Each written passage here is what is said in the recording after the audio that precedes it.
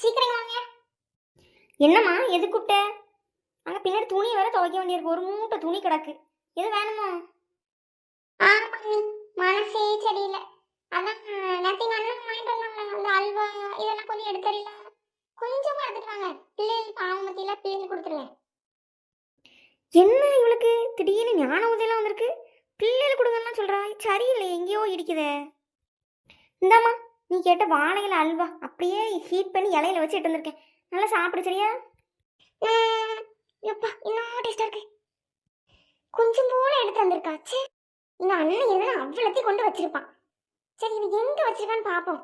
அன்னைக்கு கேட்ட தரவா செய்வேன், நம்மளே போயிடுவோம். ஏம்மா ஏதாவது வேணுமா? நான் பின்னாடி துணி துவைக்க போயிடுவேன்.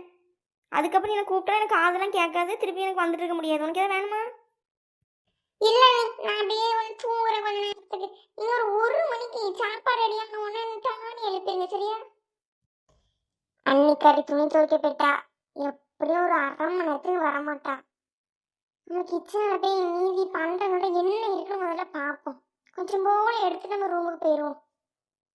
எப்போ என்ன ஆயிட்டு இருக்கு? இவ்வளோத்தையும் வச்சுட்டு நமக்கு ஒரு தம்ம துண்டு தட்டில் வாழையில் அனுமதிக்கு தரா. மனசாட்சி கிடையாது இவளுக்கு. நம்ம திம்ப உட்காந்து வர்றதுக்குள்ள அவ்வளோத்தையும் காலி பண்ணிடும். கொஞ்சம் சோறை வச்சுட்டு போயிடுவோம். இல்லை 1 மணிக்கு அவன் சாப்பாடு கேட்பா. அது அண்ணி இந்த பக்கம் தண்ணி குடிக்க வந்தேன்.